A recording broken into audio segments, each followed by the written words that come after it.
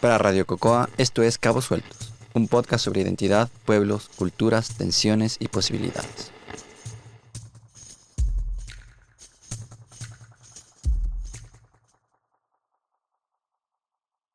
Hola, yo soy Catignina, creadora y host de Cabos Sueltos.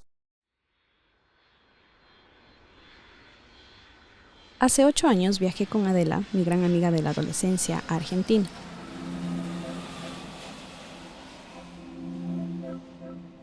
Rodaba el 2016 y era nuestra primera vez viajando internacionalmente solas, sin familia. 2 muchachas indígenas ecuatorianas empezando a descubrir el mundo. En el aeropuerto nos esperaba una mujer blanca, alta y rubia, nuestra asesora de turismo, y nos condujo hacia el auto donde nos esperaba el chofer de la empresa. No sé si esto lo recuerda Adela, pero luego de darnos la bienvenida y ya en el auto camino hacia el hotel, lo primero que el conductor nos preguntó es si éramos peruanas. No, somos ecuatorianas, respondimos tímidamente. A mí esta pregunta me fastidió un poco, creo que por un tonto sentido nacionalista. No era una persona muy deconstruida ni empoderada en ese entonces. Pero luego pensé que en realidad no era muy desacertado que esta persona hubiera asumido nuestra supuesta identidad en base a nuestros rasgos físicos. Cabello negro y grueso, ojos marrones y rasgados, piel trigueña, estatura mediana pequeña, rasgos físicos compartidos por muchas personas de los países andinos. De Argentina me quedó esa anécdota, y una de las cosas que más recuerdo de ese viaje es lo distinta que me sentí allí. Estoy hablando de Buenos Aires, valga la aclaración. Me sentía distinta, extraña, como fuera de lugar. Algo que, por ejemplo, no experimenté en Lima, ciudad que visité unos meses atrás y en la que, en cambio, sentí que pasaba por completo desapercibida. Recordé entonces la pregunta del conductor argentino y no le encontré fallas a su lógica, pues más allá de ser ecuatoriana, de nacionalidad, tengo muy presente en mi identidad el hecho de ser una mujer andina, considerando además que lo andino tiene muchísimos matices. Es más, prefiero la etiqueta de persona andina a la etiqueta de persona latina, por razones que en algún momento desmenuzaré, pero de todas formas, soy muy consciente de que el hecho mismo de etiquetarse de una u otra forma es una decisión, a veces inconsciente, que trasciende la individualidad de una persona y está determinada o atravesada por otros factores externos que dependen de los contextos sociales en los que uno crece y se desarrolla. Pero el hecho de identificarme como una persona andina y dentro de esta categoría como una persona indígena y dentro de esta otra como una mujer quichua del pueblo tabalo, wow, cuántas etiquetas, o debería quizás decir capas. El hecho de identificarme así y abrazar esas identidades es resultado de un proceso largo de aceptación y autovaloración, muchas veces doloroso.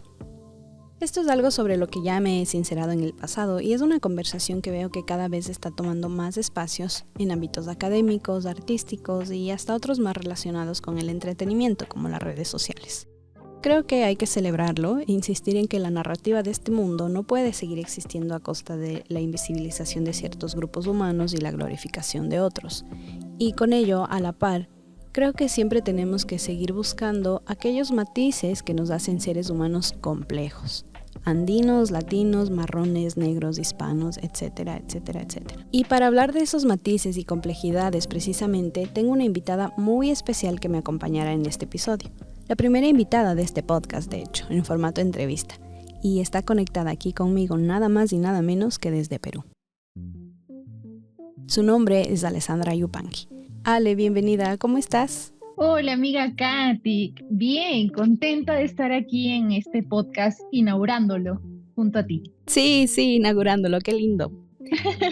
Ale es creadora de contenido, storyteller, speaker y fundadora del medio de comunicación Sapiens, dedicado a temas científicos y culturales y en general del planeta Tierra. Les recomiendo mucho seguir a Sapiens porque siempre están subiendo contenido muy interesante.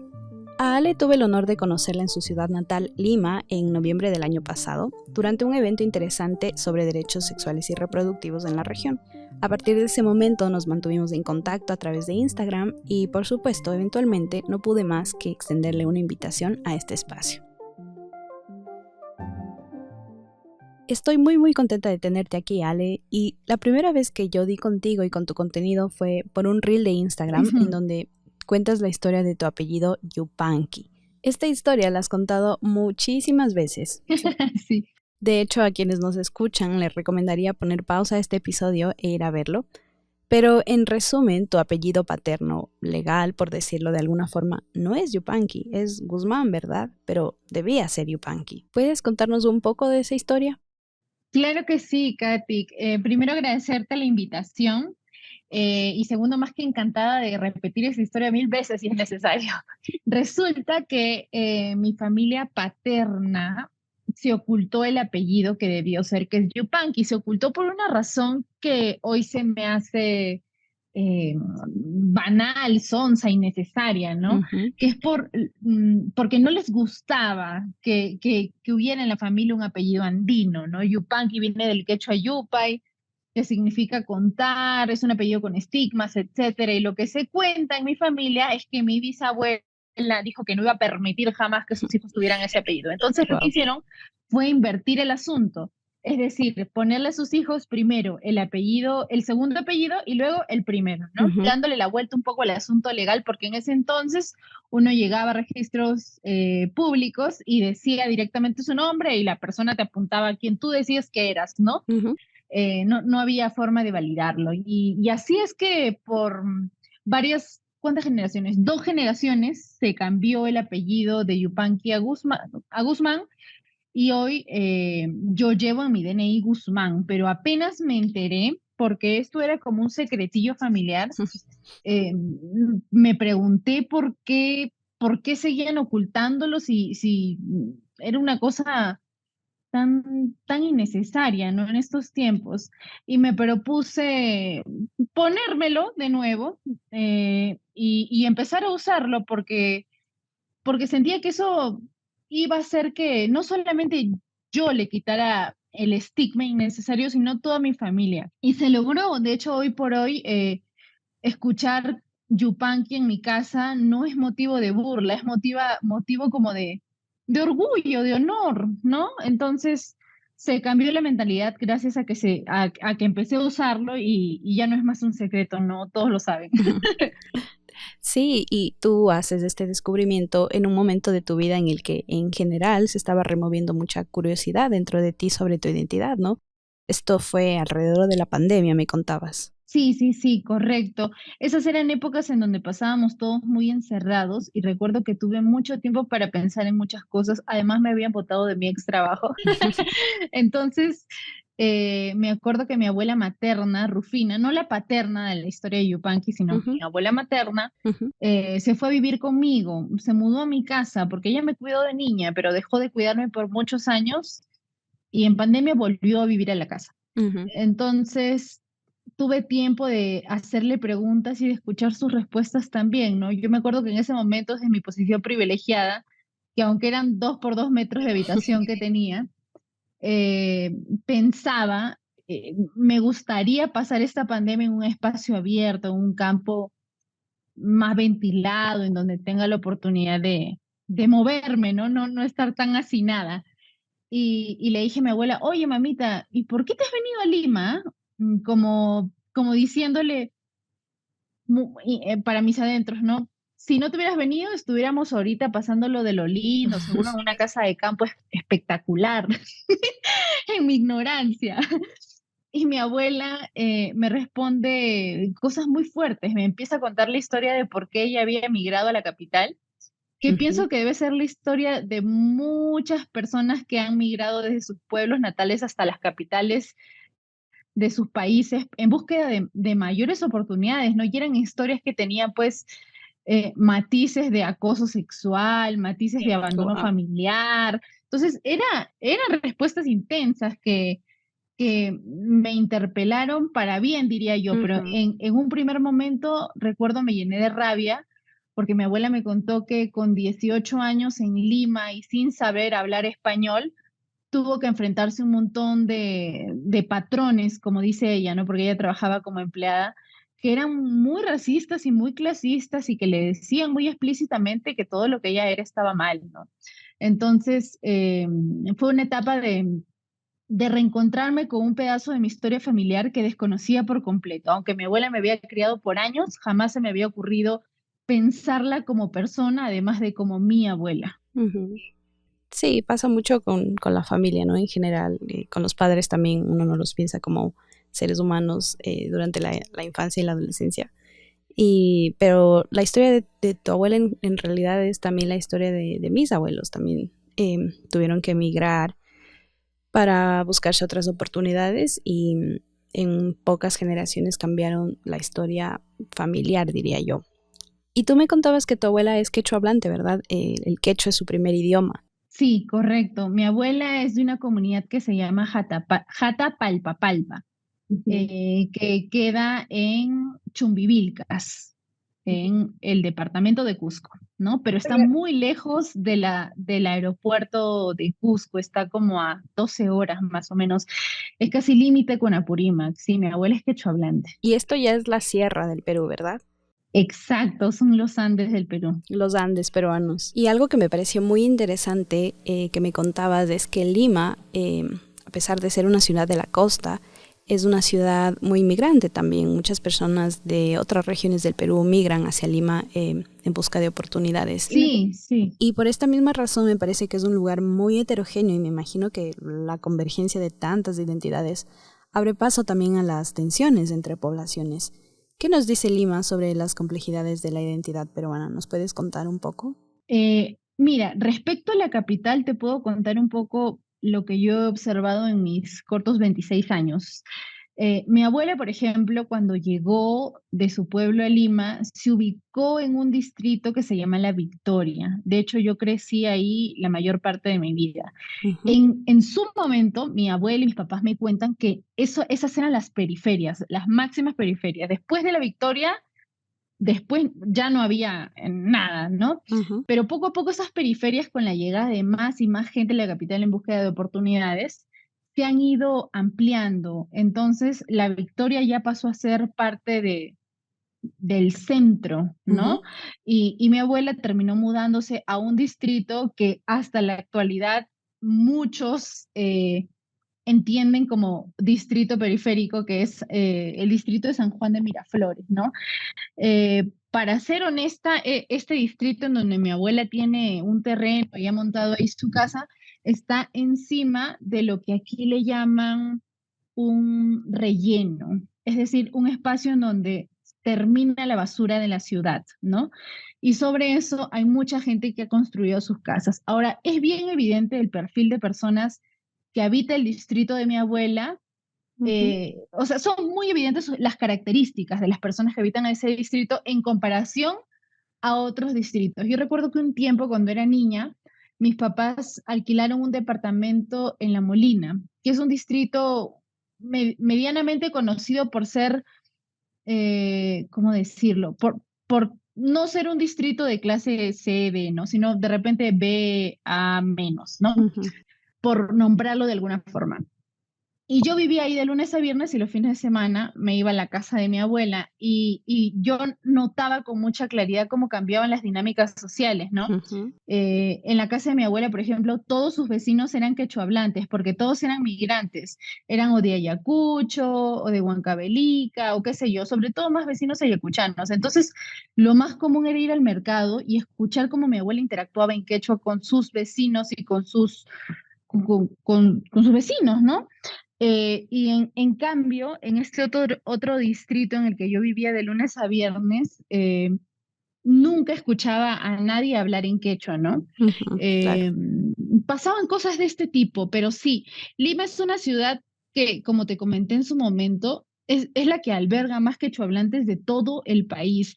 Y es algo que a veces se ignora, o sea, se da por tácito, pero es una ciudad que ha recibido muchísima migración y que hoy por hoy demuestra el centralismo en el que vive el país, totalmente innecesario ya, en la medida en la que vayan poniendo servicios de calidad en otras partes del país, pienso que esto se va a ir descomprimiendo porque no es sano vivir tan hacinados, no es sano. Y respecto a esto, escuché en tu charla TED algo con lo que me sentí bastante identificada. Contabas que en algún momento de tu niñez, durante un evento en la escuela, sentiste vergüenza de tu abuela, de que la escucharan hablar, de cómo se veía. Y creo que no somos pocas las personas que nos hemos sentido así respecto a nuestras raíces andinas, en mi caso como mujer quichua. Y quería preguntarte, ¿cómo fue tu proceso construyendo tu identidad en la adolescencia? ¿Con qué dilemas identitarios te enfrentabas? Yo era bien insegura en mi adolescencia y por razones varias. Me acuerdo que una de las cosas que me ponía súper insegura era que al llegar, no sé, la pubertad, tenía amigas que empezaban a desarrollarse, por así decirlo. Yo estaba esperando el anhelado día en que me tocara a mí también. Era hiper delgada. Entonces era insegura por mi cuerpo. Después era insegura que porque me veía al espejo y no me sentía bonita, sentía que no tenía los rasgos que tenían las chicas Ujú, consideradas normalmente bonitas y que aparecen, qué sé yo, por ahí en los banners o en las revistas. ujú. Eh, Tenía este tipo de inseguridades, ¿no? Y no lo verbalizaba, pero pienso que como muy tácitamente dentro de mí sentía que no era bonita Mm, por mis orígenes, ¿no? ujú. Pero yo lo he verbalizado recién de adulta, porque cuando era más chica no sabía, no sabía cómo decírmelo ni siquiera a mí misma, ¿no? Sí, uno no tiene lenguaje a esa edad en realidad. Pero con el pasar del tiempo me di cuenta que es un juego bastante absurdo y ridículo el de andar puntuando a la gente por no sé, por variables arbitrarias, ¿no? De Mm. quién supuestamente es más y quién supuestamente es menos. Y gracias a Dios hoy por hoy me siento más libre, ¿no? Creo que como todos hay días en donde me siento más linda y otros días más desastrosa, pero ya no tiene que ver con cómo luzco estrictamente, ¿no? Ujú.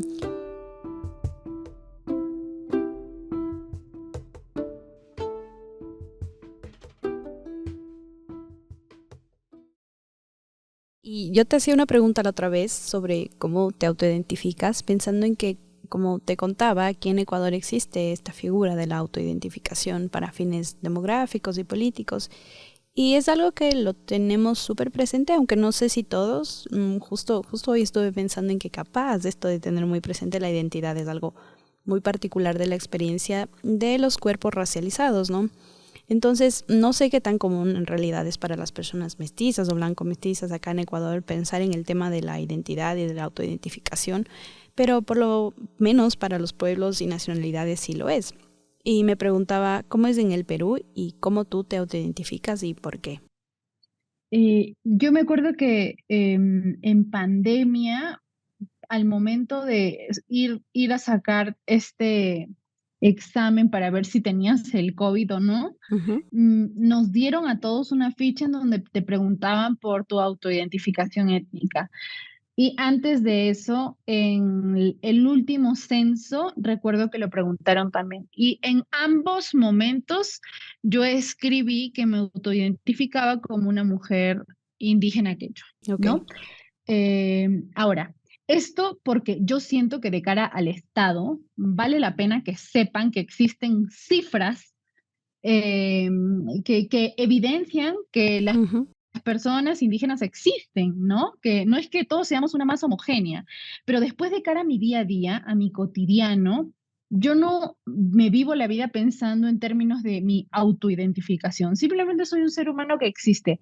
Y, sabes, me gustaría que algún día, como país y como humanidad, trascendamos un poco este rollo de la identidad, porque finalmente somos humanos y tenemos características muy similares. Nacemos con 10 dedos, si Dios lo permite, vamos al baño, tenemos más cosas que nos unen que nos separan. De acuerdo. Y este asunto de andar fijándonos en las diferencias peyorativamente, no tiene ni pies ni cabeza, ¿no? Ahora, es importante, reitero, no mirar al país como una masa homogénea, Ujú. pero al mismo tiempo pienso que debemos tratarnos con horizontalidad, independientemente de cómo luzca quien sea. Y creo que eso le falta un montón a Sudamérica. La gente se Totalmente. escandaliza o se asusta muy fácilmente. No sé, ves una mujer de polleras en un centro comercial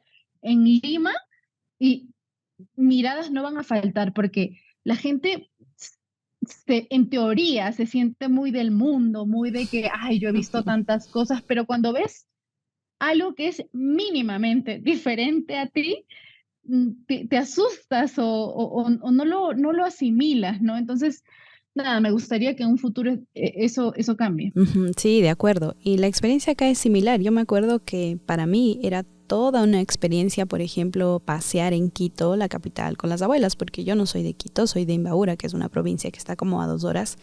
Y pues me acuerdo que pasear en un centro comercial acá en la capital era toda una experiencia. Miradas no faltaban, sobre todo para mis abuelas, que iban con el atuendo tradicional de las mujeres quichos-otavaleñas, ¿no?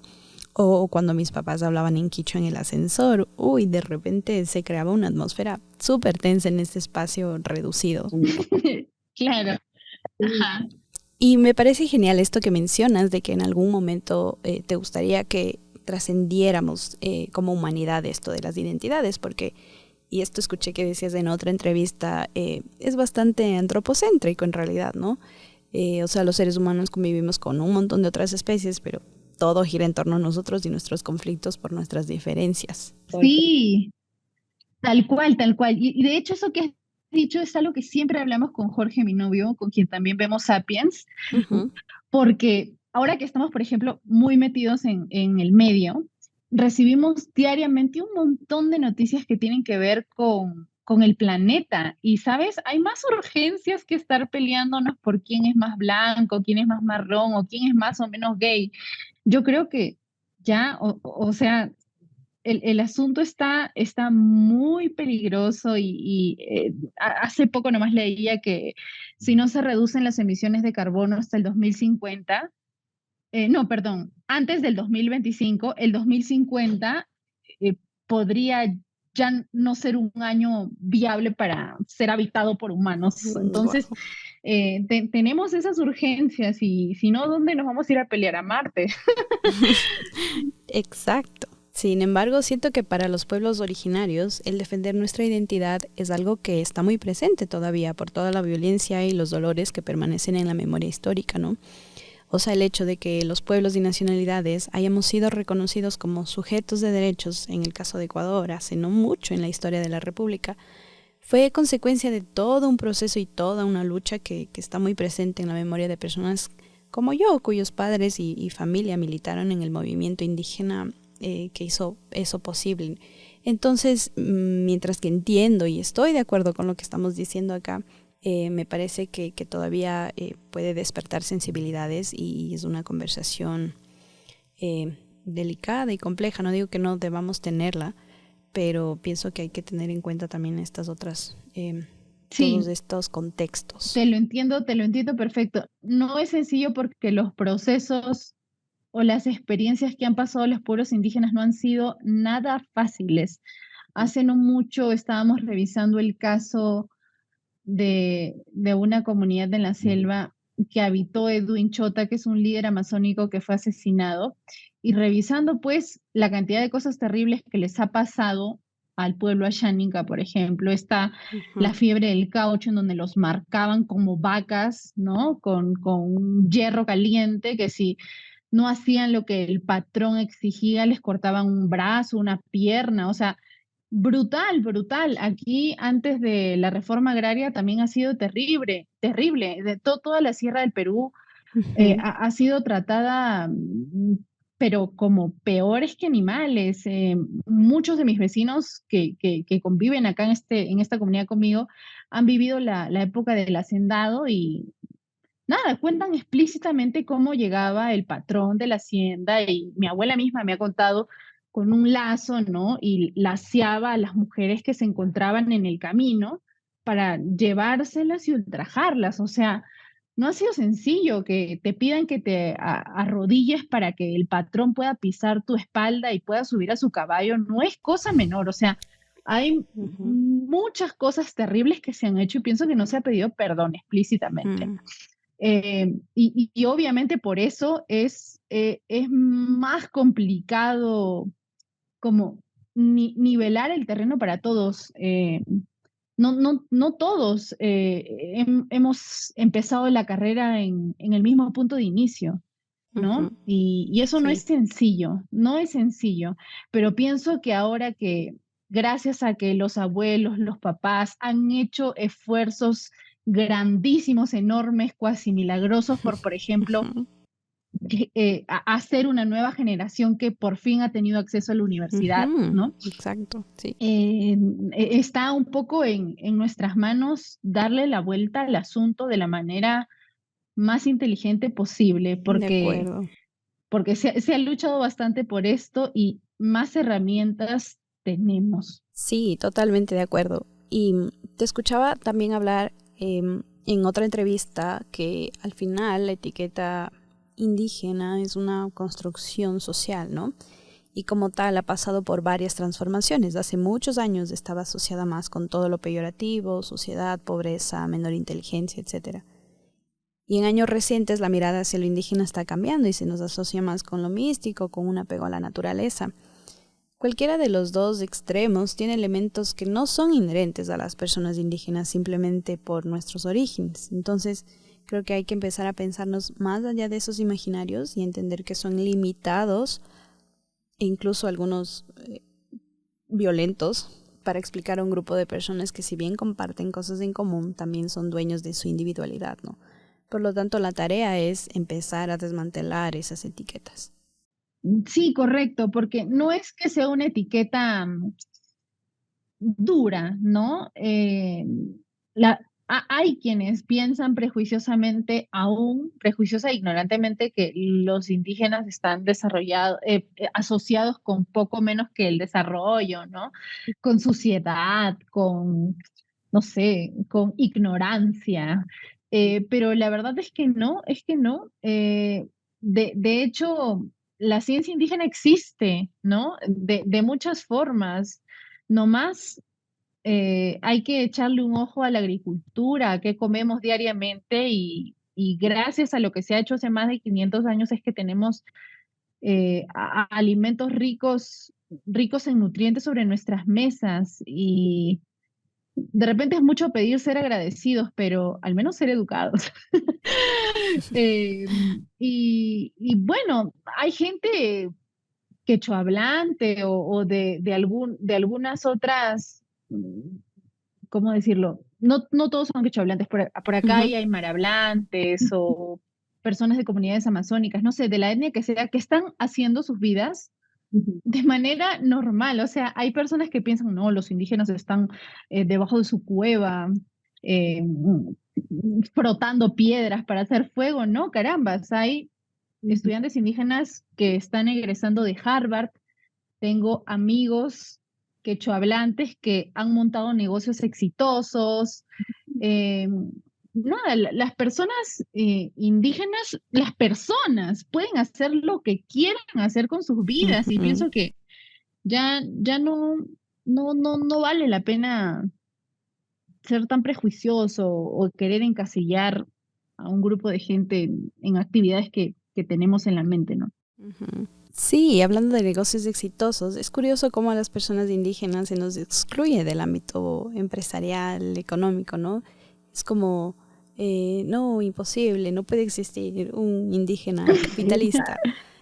Por más que el Claro, capitalismo es todo lo que esté mal con este mundo, pero a la gente le hace cortocircuito como esas dos realidades. Y algo que también mencionabas tú es que, por ejemplo, el hecho de que una persona o un empresario o un emprendimiento tome en cuenta el quechua dentro de su proyecto no es hacerle un favor a la diversidad, sino es también tener esta mirada comercial.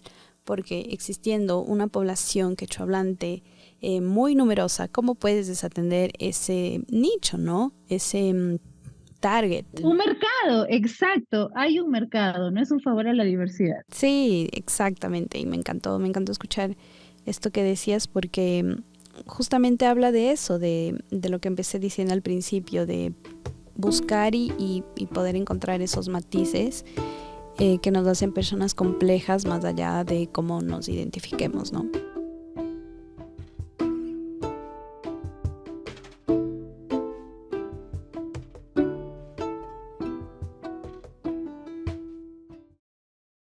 Ale, tú en tu contenido sueles hablar mucho sobre esto, sobre el empoderamiento andino.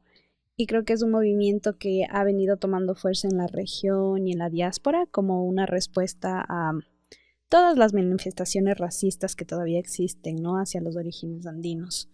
Sin embargo, algo que me llamó mucho la atención en otra entrevista que dabas desde el tema sobre el peligro de caer en la performatividad.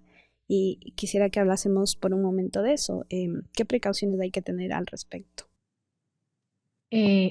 A ver, como bien dices, durante muchos años se ha pensado a las personas andinas como personas menos agraciadas, Ujú, todo menos el grupo de gente que lleva la bandera de la belleza, ¿sabes? ujú, Y pienso que en la medida en la que como sociedad nos estamos desprendiendo del asunto, empezamos por fin a mirar con ojos frescos que la belleza puede tener muchísimas formas, ¿no? Y además es algo mm, que depende de los ojos de quien la mira, como quien ujú. dice, ¿no? No a todos nos va a gustar estrictamente lo mismo, pero lo que no tenemos derecho es a andar por la calle diciéndole a la gente si nos agrada o no como luce, que son comentarios que Claro. pienso que hemos recibido bastante. Yo, por ejemplo, en internet estoy expuesta todo el tiempo a ese tipo de comentarios de gente que viene y me dice cada barrabasada. eh, pero bueno, sí, respecto a lo de no caer en la performance, lo he comentado en algunas entrevistas porque he visto cuentas de Instagram o de TikTok que básicamente se levantan Ujú. o crecen gracias a, yo diría un poco la autoexotización del asunto, ¿no? Sí, Y total. incluso tengo amigas muy cercanas que viven cerca a mí que, caramba, usan su traje tradicional para días de fiesta, ¿no? Ujú, No están con el traje tradicional de lunes al lunes, porque además es caro, es ujú, caro. Creo que ujú. es algo que poca gente sabe, pero pienso que se pierde un poco como el espacio de momentos importantes cuando simplemente se reduce a un espacio de internet sencillo. No sé si lo estoy expresando bien. No, sí, lo entiendo completamente. A ver, es que el hecho de reconocerse como una persona indígena y vivir todos los elementos culturales también para muchas personas ha significado mucho dolor, ¿no? Y por lo tanto han decidido renunciar a, incluso como tú contabas ayer, ¿no? Al apellido o a otros elementos como la vestimenta o al idioma incluso. Pero sin embargo hay como otra corriente de personas que recién están descubriendo como sus raíces andinas y de repente llegan como con todo este apego a todos estos elementos y de repente se convierte como solo justo en eso, en una performance. Solo Entonces, eso. exacto. Claro, claro, que es como pensar que tu outfit te define, literalmente, ¿no? Por más Sí. sonso que suene. Sí, y pienso que el ser andino es bastante más amplio, ¿no? No es tan acotado. A veces se cae como en el autoprejuicio, ¿no? Ah, caramba, descubrí que soy de los Andes, voy por mi chullo, mis hojotas y mi chaquetaglia para hacer chakra. No, Sí. carambas, o sea, sí, sí quieres, ¿no? Pero no 24/7, también puedes ir a la universidad y hacer empresa y ponerte un jean si quieres y otro día tu pollera o Ujú. escuchar un día con The Maite Acomayo y otro día Taylor Swift, no hay ningún problema con eso, no hay. Y creo que es algo que cuando yo apenas empecé a encontrarme, como tú dices, con estas raíces, Ujú. empecé a tener un poco de conflictos con eso, porque a veces uno siente, ¿no? Caramba, es este grupo de gente que por tantos años ha tratado mal a las personas de los Andes, como es el caso de la gente que trató mal a mi abuela y que ella me lo ha Ujú. contado muy explícitamente, luce de esta forma, escucha este tipo de canciones, viste de esta forma, yo no quiero ser esto, yo voy a hacer todo lo opuesto. Entonces uno cae en el prejuicio Sí. de intentar ser en apariencia todo lo opuesto, cuando en verdad uno puede ser buena persona de adentro para afuera, ¿no? Finalmente lo que uno trae afuera eh, es como un juego de formas que uno puede usar estratégicamente para ciertas cosas, ¿no? Hay espacios en Ujú. donde, por ejemplo, qué increíble que sí es un evento importante, y qué sé yo, una graduación, y no llegas con un pantalón de sastre, sino con una pollera, por ejemplo, ¿no? Qué Ujú. elegante, qué bonito. Pero a eso me refiero con pensar estratégicamente los momentos en donde, carambas, qué imponente, ¿no? Ujú. Pero sí, sin caer en la performance excesiva, ¿no? Porque lo digo, mis mismas amigas que viven en mi comunidad y que han crecido desde el día cero con Ujú. el quechua como su lengua materna, mi propia abuela no es que fueran excesivamente apegadas a las formas, ¿no? En cambio hay gente que, como tú bien dices, empieza a descubrirse y le causa todo tanto asombro que no tiene más herramientas para definirse que todos estos adornos, ¿no? Que no son adornos, por supuesto, Ujú. ¿no? Exacto, sí, o sea, yo creo que el peligro ahí es pensar que la identidad es como una lista que tienes que cumplir, ¿no? Porque de hecho en Ecuador antes el tema de la autoidentificación, por ejemplo, sí estaba determinado por eso, o sea, si es que te vestías, si es que hablabas del idioma y vivías en un territorio ancestral, podías como acceder a esa identidad, ¿no? Pero digamos, bajo esos estándares yo no podría ser considerada, porque digamos, ahorita no estoy vistiendo mi traje, no me enseñaron a hablar el quichua por cuestiones que tienen que ver con un contexto más amplio que mi sola individualidad, ¿no?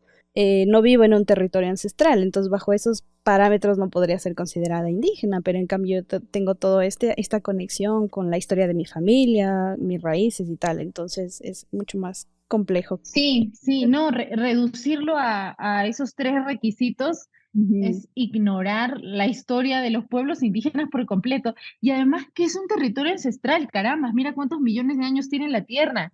ujú. Cualquier pedazo de esta tierra podría ser un territorio ancestral. Exacto. Y bueno, sobre este mismo tema, quisiera que le dediquemos unos minutos a pensar también en esta otra palabra, mestizaje, que Perú y Ecuador son nada más dos países de la región, ¿no? Pero que están atravesados por este fenómeno social, no me gusta llamarlo así, pero a falta de una mejor expresión, y que de alguna forma justo lo hace todo mucho más complejo, porque por un lado en el mestizaje se manifiestan todas estas aspiraciones a la blanquitud, ¿no? Y de hecho se puede estudiarlo como un proyecto social que pretendió homogeneizar estos territorios con el objetivo de borrar a los pueblos originarios, pero también existen otras corrientes que entienden al mestizaje precisamente como esta convergencia entre dos realidades con un fuerte sentido de la búsqueda de la pertenencia, ¿no? Y ya no se trata de rechazar a lo indígena, sino de buscar qué cabida tiene el mestizaje dentro de esa etiqueta.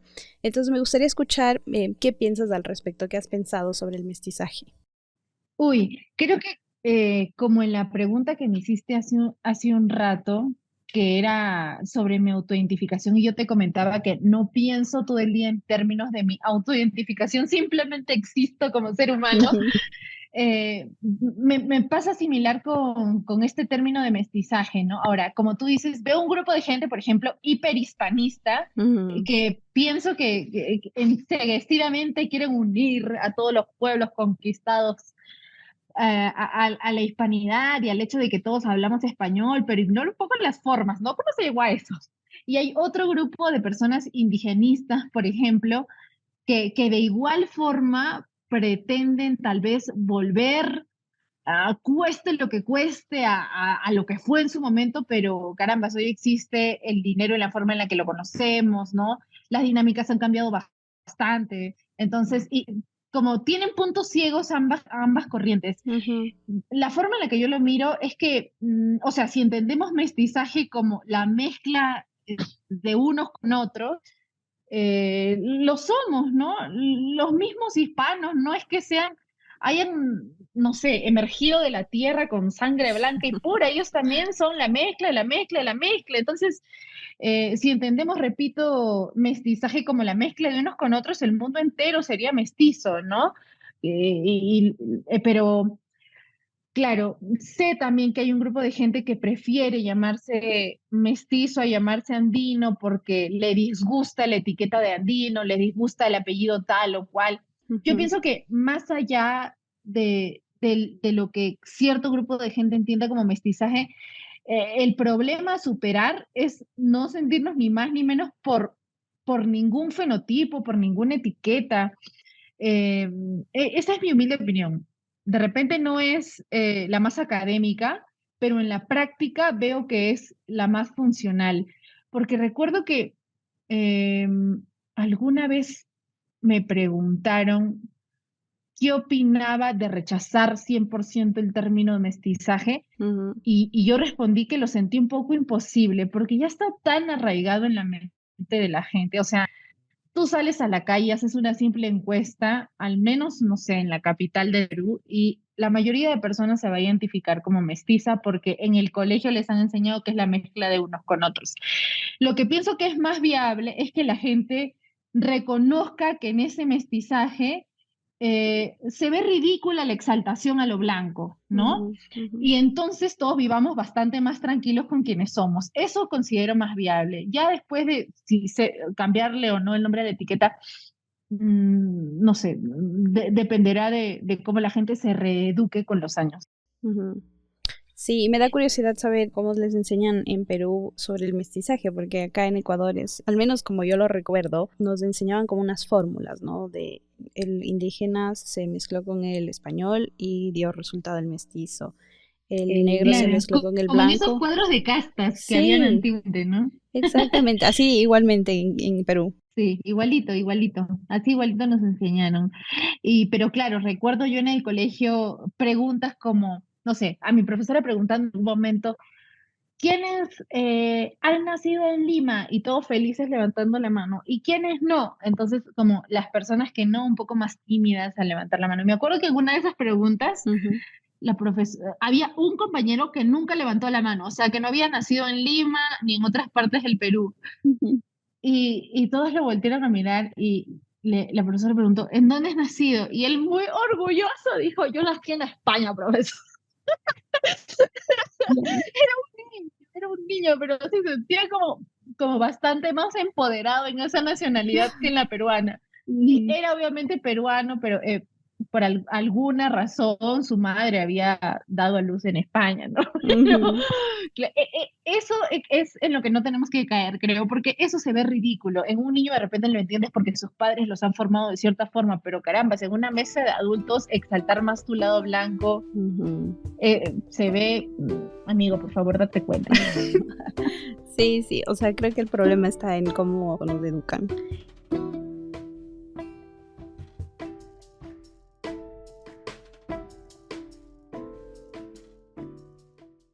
Esas eran mis preguntas ya más como ligadas hacia el tema de la identidad y como a reflexionar y a filosofar, pero también quería hacerte algunas preguntas sobre ti, sobre qué nos podrías contar, por ejemplo, sobre el hecho de haberte mudado a las montañas, al Cusco, ¿verdad? Porque eres de Lima Ujú. originalmente, Sí, entonces, ¿qué sí, te llevó a mudarte a las montañas y que nos cuentes los contrastes que has ido viviendo?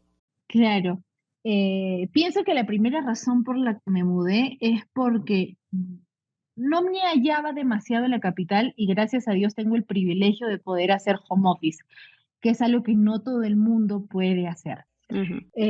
Luego, algo como teníamos objetivos como pareja, mi novio y yo. El primero de ellos era ahorrar. Y no sé si sabes, pero Lima, según una encuesta que vi hace muy poco, creo que, no me acuerdo en qué medio importante, es de las ciudades más caras para vivir en Latinoamérica. Wow. Está casi igual que Ciudad de México. Es Ujú, muy cara para vivir. Y como en algún momento lo conversaba con una amiga, en Lima tú tienes que pagar más si quieres más seguridad. Es una ciudad muy insegura, lideramos el ranking de las ciudades más contaminadas del planeta. Entonces, es más, hoy por hoy la delincuencia está por los cielos, te extorsionan. A mis propios padres les han robado más de 2 carros en la puerta de la casa. Entonces, wow. no era una dinámica social con la que yo me sentía muy cómoda. Ujú, Nunca me sentí tan cómoda con esa dinámica social. Y el día en que Jorge y yo dijimos, vamos a mudarnos, la verdad, no lo pensamos demasiado y dijimos, vámonos a algún lugar en la sierra del Perú. Y yo dije, no, caramba, mi abuela es de Cusco, me gustaría mudarme en alguna parte de Cusco. Específicamente la comunidad de mi abuela es bastante, bastante alejada, no tiene ujú, señal de ninguna red de telefonía, con eso te digo todo. No podíamos mudarnos ahí además porque es una comunidad bastante más conservadora, pero ujú, logramos encontrar una casa que nos gusta mucho en una ubicación que está a hora y media de la ciudad del Cusco, en la que finalmente terminamos mudados y en la que hemos hecho comunidad de manera muy orgánica y muy bonita. Tenemos vecinos que se han vuelto familia, que nos han acogido, con los que hemos celebrado carnavales, con los que nos hemos comido un caldito de mote ahí. Y me gusta más la dinámica. Pienso que Lima se ha vuelto bastante hostil y que es muy difícil tener ese tipo de relación de comunidad con tus vecinos. La vecina del frente te está chismoseando todo por su ventana, el otro vecino está pintarrajeándote la pared. Aquí es bastante diferente y yo siento que me hace sentir más feliz, más tranquila, más yo. Ujú. ¿Y nos puedes contar un poco sobre tus animales? Que me encanta verlos en Instagram. Justo hoy día hablaba en la mesa con Jorge y mi suegra de que mi mamá cuando yo era pequeña me decía, ya el día que te mudes de la casa, si quieres haces de tu casa un establo y pones a comer perro, gato y cucaracha en el mismo lugar. Y en efecto, hice de mi casa un establo. Entonces tenemos un espacio al lado de la casita en donde Ujú. hemos armado un espacio amplio y tenemos 2 alpacas, 2 borregos Ujú. y se ha unido hoy día a la familia una cabra. ¡Wow!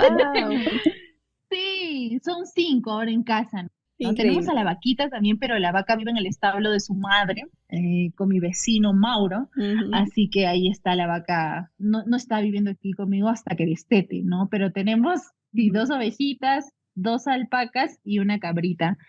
Y son hermosas, nos siguen cual perro. El más aguilón es mi tupi, que es la ovejita criolla. La Ujú. otra oveja es marroncita, es de otra racita y se ve como más peluda.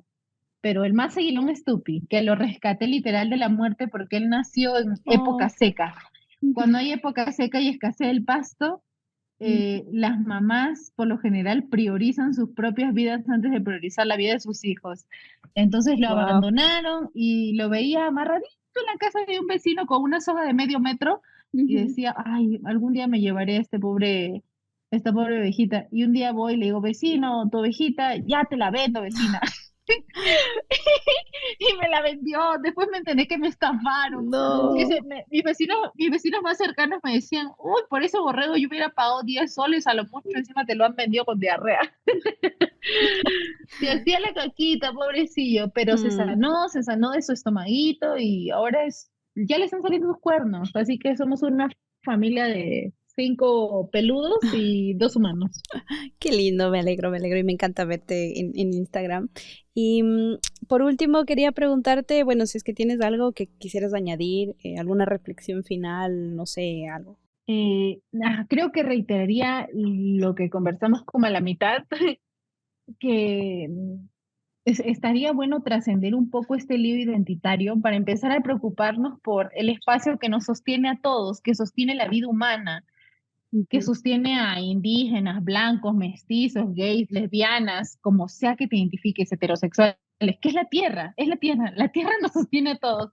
Y Ujú. si no prestamos atención a eso, hay datos terribles, ¿no? Como que en 2050 la Tierra podría ser una habitable para la especie humana. Entonces, hay que ponernos pilas con eso, mirarnos con horizontalidad como humanos, porque más allá de nuestras autoidentificaciones, tenemos bastante cosas en común, como que todos vamos al baño y tenemos 10 dedos en la mano y 10 dedos en los pies. Entonces, hermanándonos de esa forma, pienso que por fin podremos prestar atención a lo importante. Ujú.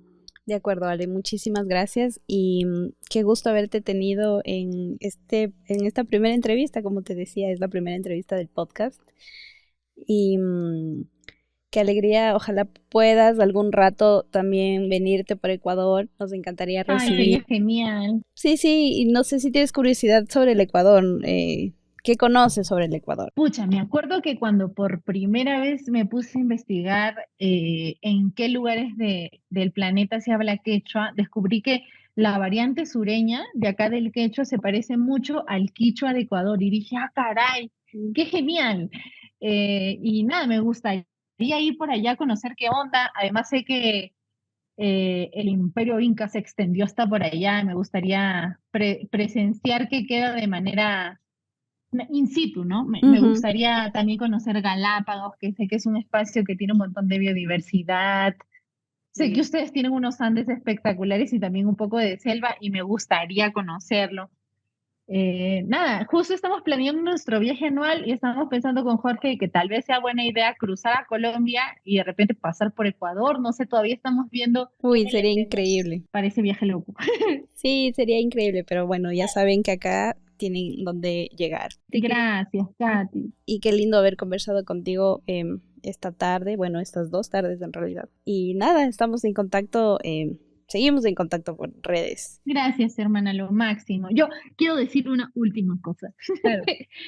Que pienso que este llamado a la acción a no ser tan antropocéntricos no es que sea tan nuevo ni que apenas estemos inaugurando eso en esta conversación para las personas, ¿no?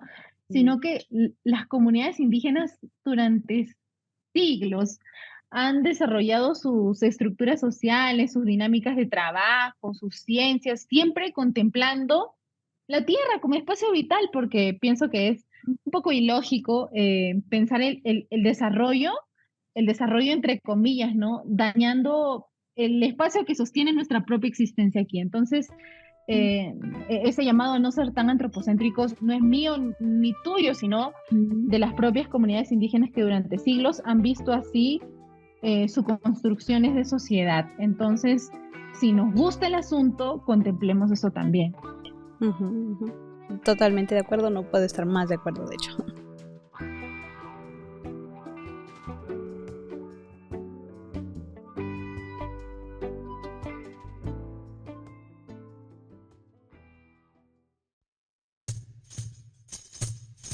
Bueno, eso fue todo por el episodio de hoy. No se olviden de seguir a Ale en Instagram como @alessandra_yupanqui y a su medio de comunicación @sapiens.lat.